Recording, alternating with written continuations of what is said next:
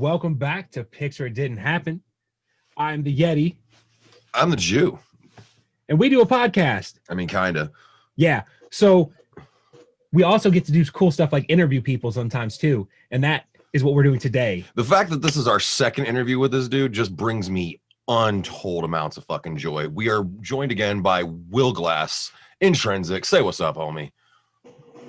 Before we start, man, I mean, this could be part of the podcast, but I'm not that cool. Like, I don't, you guys stay up till like 2 a.m. to talk to me and shit. I mean, we're learning about this whole time zone shit, and like he still doesn't get it. I really still do not fucking get it. I know it makes me seem a little dull, but when I'm trying to talk to somebody in Britain and they're telling me what time it is, I'm like, how the fuck is that possible?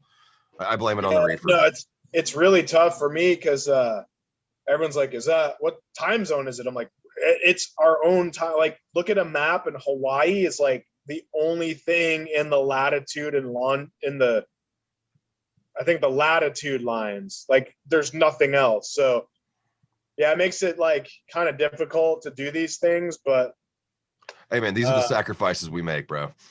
Yeah, no, I appreciate staying up, and like, I'm not even that cool, man. It's not like I'm fucking Jonathan Davis or someone, but hey, man, we can go. That's debatable. This new album definitely should push you up a couple fucking ranks, and that's basically what we're really here to talk about. Is Lasers and Poisons, the newest underground hustling.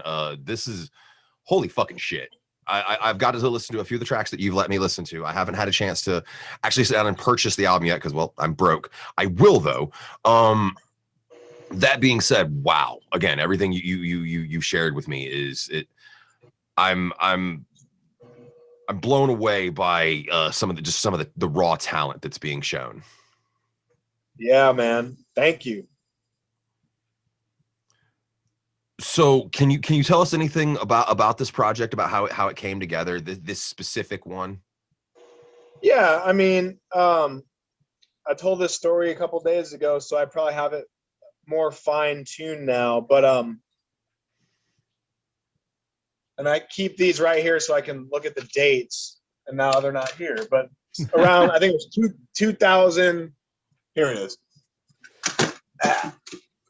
Okay, so 2008 I dropped Fall Guy Resurrection. It was my last actual like studio album where there was like a budget and, you know, time spent and care put into the audio and everything. Like my last real studio project. It's produced by Larry Love, the guy who did Lasers and Poison. Now, when we did this album, we sampled the hell out of like movies. Like first one is like we sampled the Saw soundtrack. It goes on and on, like major copyright stuff here. Luckily, I didn't sell hundreds of thousands and didn't have to deal with it. But after this project, shortly after, I started a new one with him. I'm like, I don't want to use any samples at all. So we had 4 tracks. I did 2 of them for UGH 34. And then I just sat on these other 2 beats. Me and McNasty recorded vocals. I wrote the hook. I'm like, Chris, can you just sing this one part? And then I did the other part of the chorus, and then I recorded the verse. This was probably 8 years ago. So I have that session and the other session. Just every time I got a new computer, I would just transfer it over because the beats aren't cheap. And they just, every time I open my computer or a new hard drive, I label them 1 and 2. So it was the first thing that popped up on every hard drive, and I just saved them. First thing, I want to give you props for keeping track of that shit for that fucking long. I lose my phone every 30, 40 minutes. If you were able to hold those are like $300 beats, and I know I'm like, I'm gonna do, like, I'm not gonna throw it, like, anyway. Yeah, so when COVID, whatever it is, started, I'm like, fuck, I might as well just do something with these beats. So the beat, we had nothing recorded to. So I'm a mental guy, right? So I write songs in my head, and then I call Larry. Like, I have videos and videos and videos of me playing the drums, and then like either singing the chorus to him, or like playing the guitar riff. If the guitar riff is beyond what I can do, I'll just I'll like hum it out to him. So I had the song in my head, I just hadn't recorded it. So I recorded the chorus. I had the chorus in my head for like 8 years or so. So that sounded good. So then I'm like, oh, the beat was really hard to. That's why I never did anything with it. And then I recorded the verses, and I called Larry. I'm like, hey bud, how are you? He's like, whoa man, long time. I'm like, hey, back in the day, this guy, you would have to book 6 months in advance. So I'm like, what are the odds of you mixing this song for me? He's like, well, since COVID started, I lost my biggest client, who was a live events producer. So he would make commercials for these live events, audio, video. And he's like, I lost that contract. So I got time. I got like 20 hours a week open now. I'm like, cool. He's like, I'll mix it in the next 2 or 3 days. So he mixed it. He sent it back. And I was like, oh man. I sent it to George, and George of Magic Ninja, Twisted's manager, whatever, CEO guy. And he's like, who is this? I'm like, me. He's like, let me play it for Mike. And Mike's like, who is, like, you know, because I'm doing this different voice in it part of the time. And he's like, I like it. He's like, can you make 12 more like that? I'm like, yeah. So I called Chris McNasty. I'm like, can you record a verse to this song that we did 10 years ago? And then he sent that back, and I mixed that, and I sent it to George. He's like, okay, 10 more to go. And then so I'm like, Larry, do you want to do a record? He's like, yeah, man, I'd love to. And what happened was, he's like, those songs we did 10 years ago, it's like, bro, my whole shit is way different now. Like, it's going to be like night and day difference between these songs and the 2 we just did. Mm-hmm. So he sends the first beat, which is Lied To. God, what a fucking song, bro. Yeah. So he sends that. First he like plays it over the phone. I'm like, oh man, are you kidding me right now? He plays like the verse riff. I'm like, wow. So he sends that, and I like wrote that, and like, so once I get a beat, I can't like really function in the real world until I'm getting better at this, but until everything's written. So I literally wrote that in like 30, 40 minutes. Oh shit. Yeah. I sent it, like when I did the bridge part, I was like right here, my family was eating dinner, and I'm just doing if you listen to the bridge, they're like, what the fuck were you doing in there? I'm like, dude, I don't know where that came from, but that to date, that's probably it's a very good bridge. And so I sent that to George. He's like, where are we at now? 9.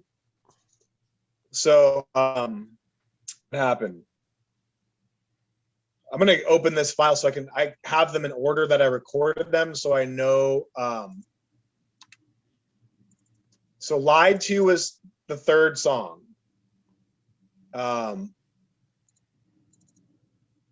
Then Chemicals. Larry sent me the beat for Chemicals. Now the song isn't out yet, but when I got that beat and I did that chorus, I was like, oh, this album is going to be like, this is big. Like, I'm like, George, you're going to hate me. Jamie's going to hate me. He's like, why? I'm like, because this beat I just got, he's gonna want that. He's gonna fucking be so jealous. So I record Chemicals, send it to him. It's not his favorite song because it's about vaccines and all the crazy GMOs and pesticides, and it's Bill Gates thing. But anyway, so that's Chemicals. And then he sends me this one song. It sounds like Rage Against the Machine, but like not in a good way. And so I'm like, I don't know what to do this with this one, man. He's like, what? He's like, it's so good. I'm like, So I did that one. And then I'm like, listen, this is the direction I want to go in. I send him Earth Crisis, Killing Brain Cells. So he sends back Lasers and Poison, which is now called Lasers and Poison. And I'm like, okay, we're back at we're back in fucking business. And then it just goes, what was next? Yeah, I mean, I the songs aren't out yet, so this doesn't mean anything to you guys, but then it just snowballed. And then I started writing the songs. I would send him I would bang on the table and sing to it and then play guitar to it, and then it would come back I was like, fuck, bro, you get exactly what I'm thinking. And so before you know it, we had 18 songs. Damn. Yeah, because I'm like, he was used to working this extra 20 hours and he's working for me now. And I'm like, let's just do as much as we can. I mean, we have now 27 songs, but the next album is almost done. Yeah. So anyway,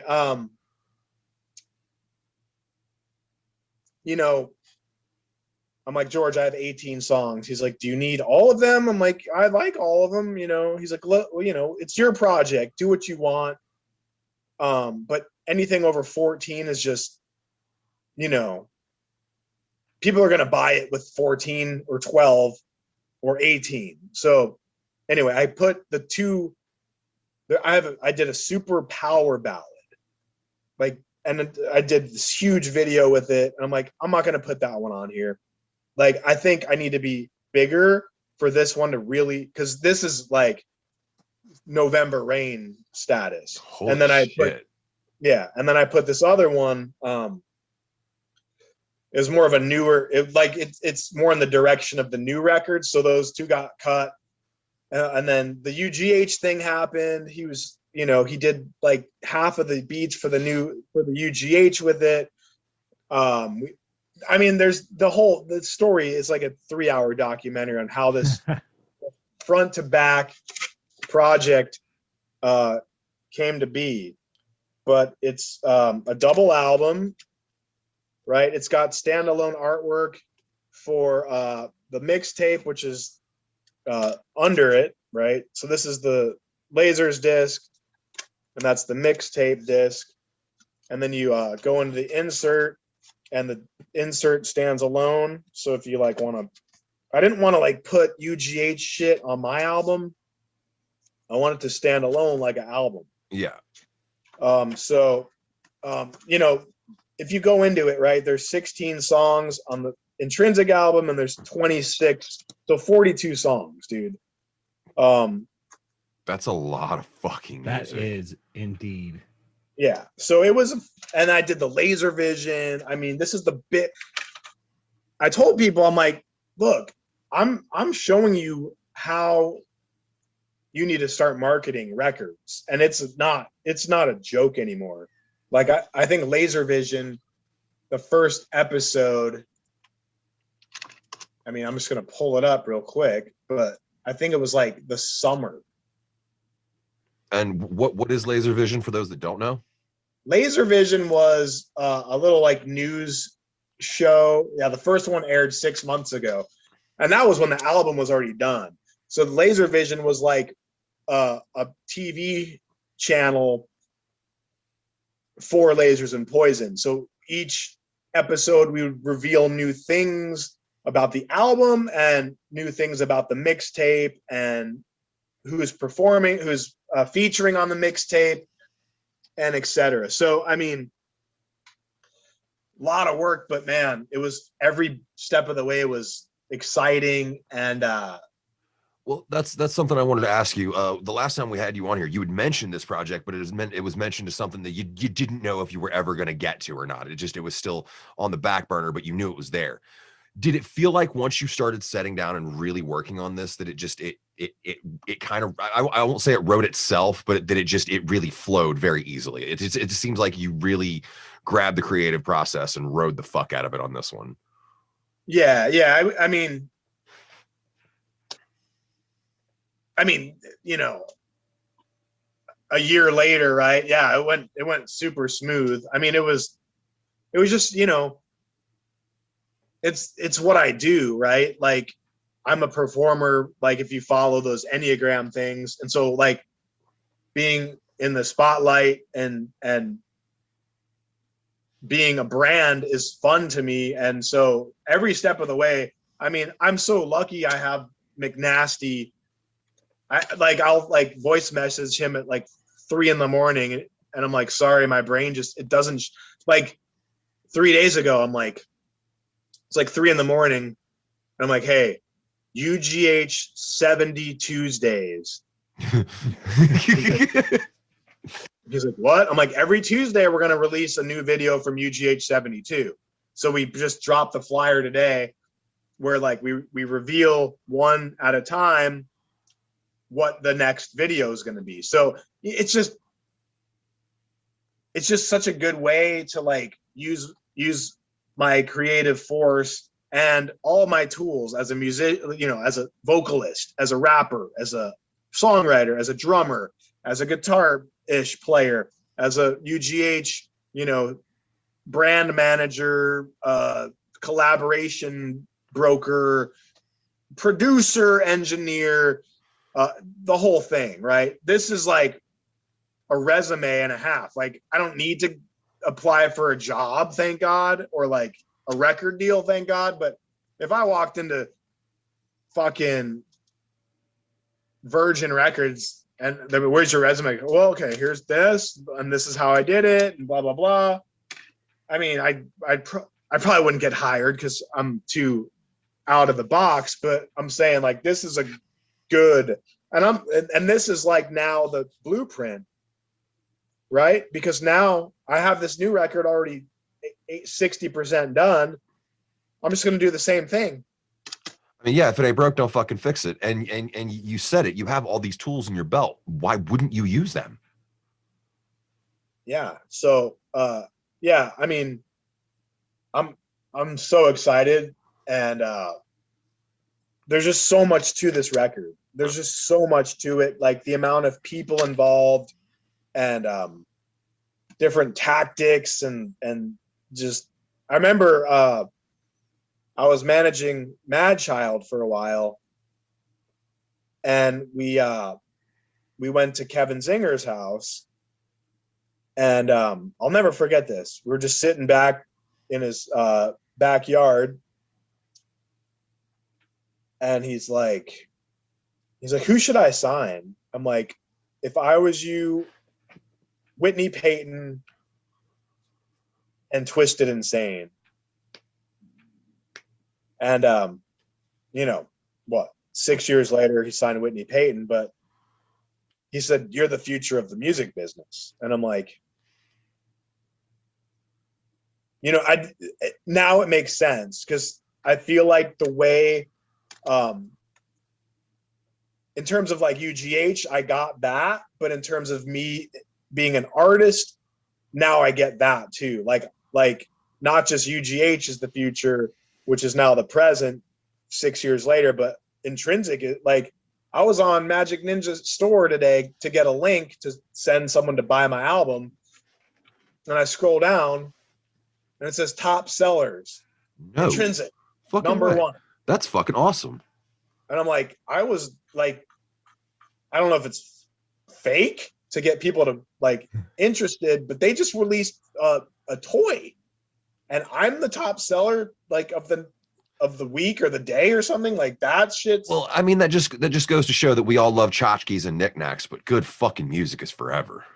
Yeah. And the craziest thing is, you haven't bought it yet.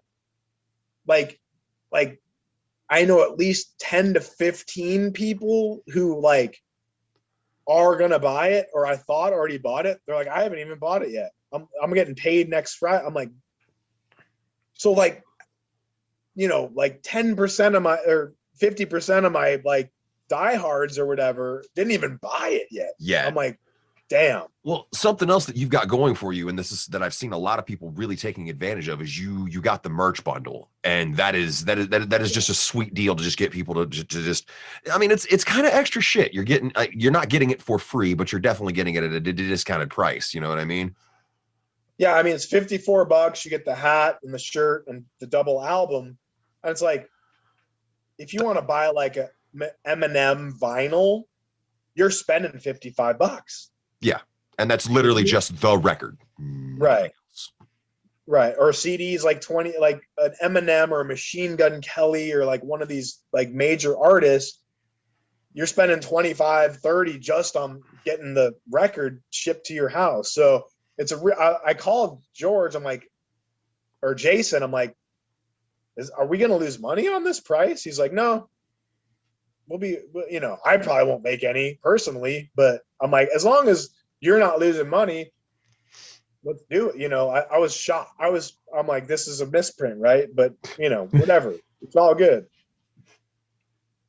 Yeah, vinyl is always seems to be crazy expensive. I was like, how are they doing that? Because we've heard other people talk about like, yeah, I was gonna do vinyl, but we couldn't afford it because we had it to press way more than we wanted to press.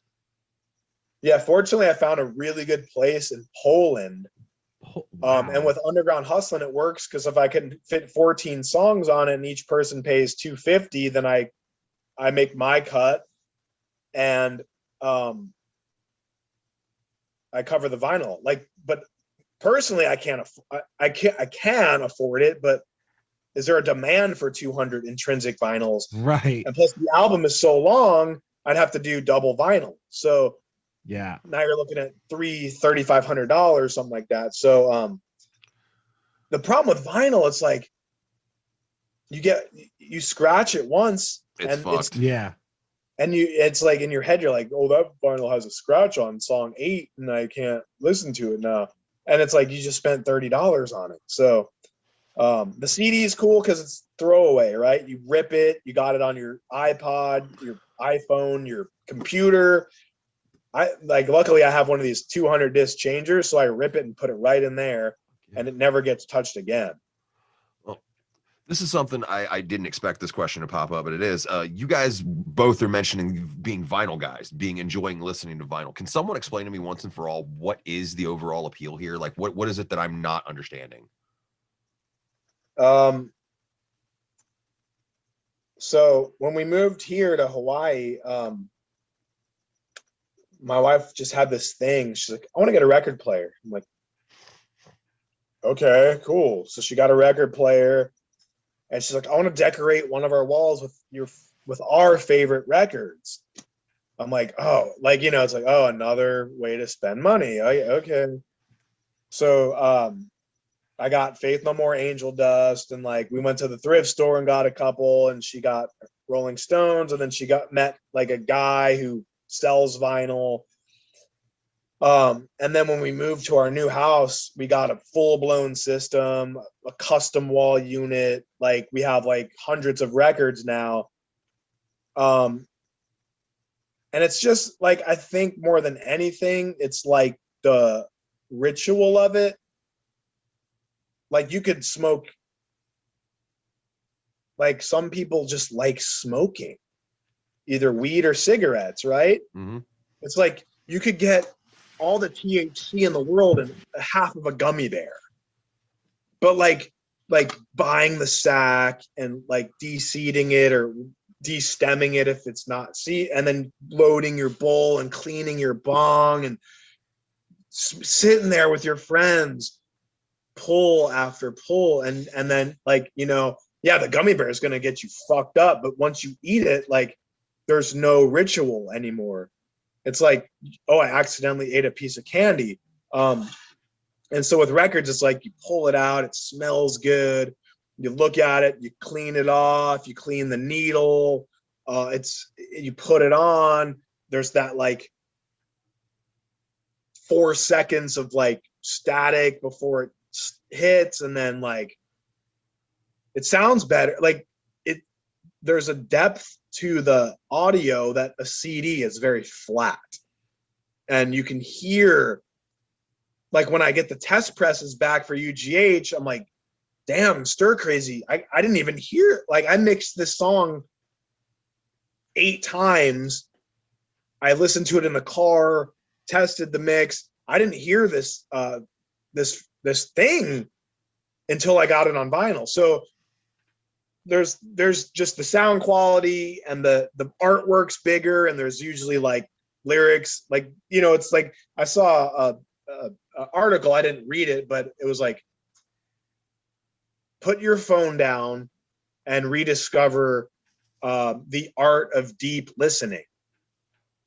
Like when I was a kid, I would like get the tape and I'd put the tape in and I'd open the lyrics and I'd just read the words and listen to the music. And then when I got older and started smoking weed, like I would just lay down, put the headphones on, and like now it's like you're on your phone, you're like watching a video and you're texting 8 people. Yeah. While you're listening to something that you've never heard before and trying to absorb the deeper meanings and the metaphors that the artist is using. So yeah, I guess I get that part. That makes a whole lot of sense. But that's indicative to the fact that people just want everything as easily digestible as possible. They want to be able to get it and absorb it and then move on to the next thing. And there is something to be said about going back to that deep listen, about like I'm a little younger, so I missed most of the cassette days. But my favorite way to experience music was to throw on my headphones and just go walking around town, just let the music carry me wherever I went to. And I feel like people, they don't really do that a lot anymore. Like you were saying, they're in their phone, they're watching YouTube while they're listening, and it just seems like it's a bit of a waste. And that's like, you know, I feel like it's either going to be a very strong asset or a hindrance with this album, because every song is like 4 minutes or longer. And there's if people can get by with 6 to 7 minute tracks about how awesome they are, people can sit down and listen to 4 minutes about some real shit. Are you still going on about that? I will never stop going on about 6 minutes of fucking bravado. Shove that shit directly up your ass. Oh, I think it was great how we had it back to back. 2 artists. It was awesome. Yeah. So with rap, with hip hop, if a 5-minute song is a lot, but with this, there's intro, verse, pre-chorus, chorus, post-chorus, verse, bridge, A, bridge, B. You know, there's so many. It's like it. You know, there's rap part, singing part, yelling part, screaming part, and with the new record, they're like 5.5, 6-minute songs, because every song has like a 90-second outro. And my producer's like, dude, no one, like, I'm like, I don't care, because the way it flows is like, it sounds like a separate song, and I don't give a fuck, dude. Like, if you don't want to listen to 4.5, 5-minute songs with like 1,000 different textures and vocal stylings, like, I don't, like, you're not gonna like what I'm not gonna package it in 2-minute packages just because it's cheaper to mix and make a video, you know? No, that's also, it stands to just wanting to make a product that people can truly sit back and enjoy.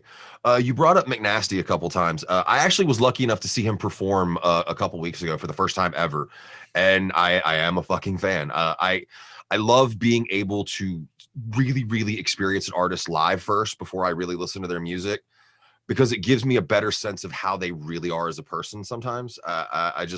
I wanted to shout him out for that. That was a really dope fucking set that he put on with Fun Time up at Carl's Tavern in New Haven. Yeah. And so I did a show in Baltimore. It must have been 2003. And it was my first out of state show as a solo artist. And I saw the flyer, and I've heard his name. I heard his name before, and I saw he was on the flyer. So I think I reached out to him before the show, like, you know, like, hey, we're doing the show together, blah, blah, blah. And then we get there, and I was with my hype man, and his hype man was Kool-Aid at the time, this like super like funny brother. And we stayed at the same hotel, like next to them, same, you know, and I remember I always thought he was like big, like not physically, but like I'm like, man, he's big, right? Like he's like famous, like, you know, like ghetto famous, right? Mm-hmm. And you know, he wasn't, and he probably thought the same thing about me. And I remember I was watching his set, and he said like, I remember he's like, I'm like I'm spitting bars like bulimic and Hershey or something like that. And I'm like, oh, this guy's cool, right? So we like, after the show, we went to dinner, or like, I think we were there a few days. We went to the strip club, we went to dinner, like we hung out, we got snowed in. It was like December in Baltimore. And so we like had this really good experience bonding.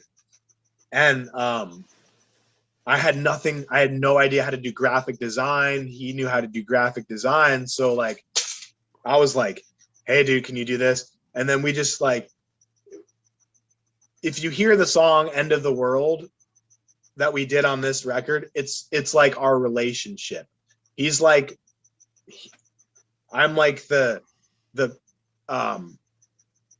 battery, right? And he's way different now, but like he's got this like very God, I don't want to like, he has a like, we'll call it a big pain body. Like he has this like, I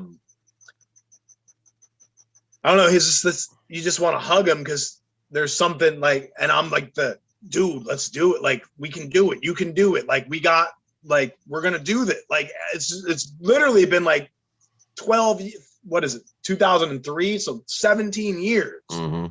Of me just pushing this guy.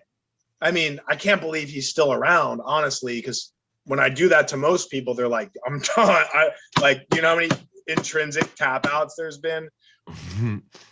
Like I was in like 8 bands, and like everyone's like, fuck, bro, I can't practice 4 hours a day, 5 days a week, and do shows and go flyer and put money into all, like, I'm like, fine, next. So I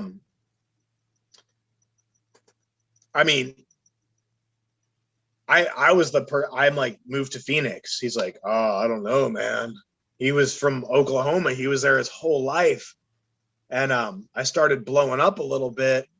I'd bring him out, and we did this. I remember, he'll remember this too, but we did this show where he started just coming to like perform as part of, at the time it was Intrinzik.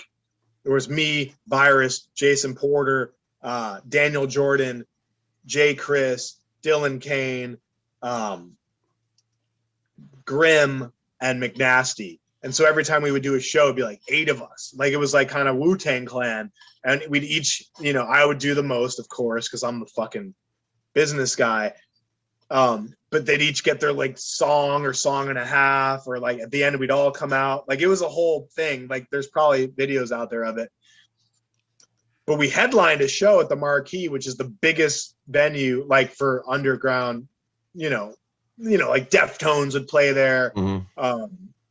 You know, Black Label Society, like it's like a 1,500 capacity club, and we headlined it, and we did like 900 people, which like for Phoenix, that's unheard of. Yeah. And I remember he was staying at my house that night, and he always brought his laptop. And like after the show, I'd be like, bust out the laptop. I need this graphic done. I need that graphic done. So he's doing graphics.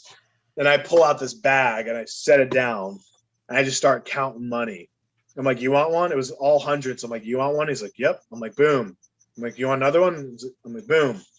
You want? I just kept feeding him hundreds. And he's like, fuck, bro. I'm like, dude, when are you gonna move out here? And like we had like skybox to the Suns games, and I was just like trying to get him out there, and he moved out. We lived that's when we did End of the World. We lived in the same house together, apartment. And then we were just hitting it, bro. Like, you know, like UGH. That's how UGH fucking started, man. Like, oh, that brings us real full circle, because we don't have a whole lot of time left, but I wanted to ask you, what are some of the features they can expect for the new UGH track? Just a little tidbit for these cats for this album. So the UGH has Bishop Dempsey. He's from Arkansas. He's moving to California. We got Blackfoot. He was on Toy Gory. Dynasty, Playboy the Beast. That song's already out on Bandcamp. D Crisis, who won the contest. The HOF, who's all over UGH stuff. Jamie Madrox, Boondocks, The Uncanny, who's an awesome new group. Really helpful, really helping this project get going. Necrotic, Toy Gory again, Jamie Madrox again, Adam John again. I'm on like every song basically. Crypto Man, Lit Vincent. We got Rigor Mortis, more Dynasty, ROC, Third Trip, another Jamie Madrox with Demented. We got Gunsmoke with another Boondocks feature, Twisted Insane, Masta, Flock to Murder, Mike Z, BME, Sedusa featuring Lex the Hex, Trip Nasty, All It Is, Dead Guy, Ground Zero, King Gordy. Jesus fucking Christ. M. Welkin, White Marley, more Jamie Madrox on that one. We got Void, one of my newest favorites. D-Day and Ray, and Spaz the Wicked with Stevie Stone. So and we got a video, like at least 8 videos, probably more for that album as well. So for the next like 2-3 months, it's going to be a new Intrinzik video every Friday, a new UGH video every Tuesday, and then I have, it's called Track Marks. I'm gonna roll that out on Sundays, I think, where it's me and Larry giving commentary on each single to Lasers and Poison. So it's like this is how the game works right now. You need like AM, PM content every day. Yeah, literally. And you really have to, but because people are doing this, and if they keep seeing Lasers and Poison, eventually they're gonna be like, "What the fuck is this Lasers and fucking Poison shit?" It's like and the slaps back in the day. Yep, it's like them stickers back in the day. You see, it's kind of the promo we're doing now. But I really wanted to thank you for taking some time to talk to us. I appreciate that. I don't get to talk to a lot of people who I'm also legitimate fucking fans of, and I will be buying the fuck out of this album, man. I'm thank you for sitting down with us.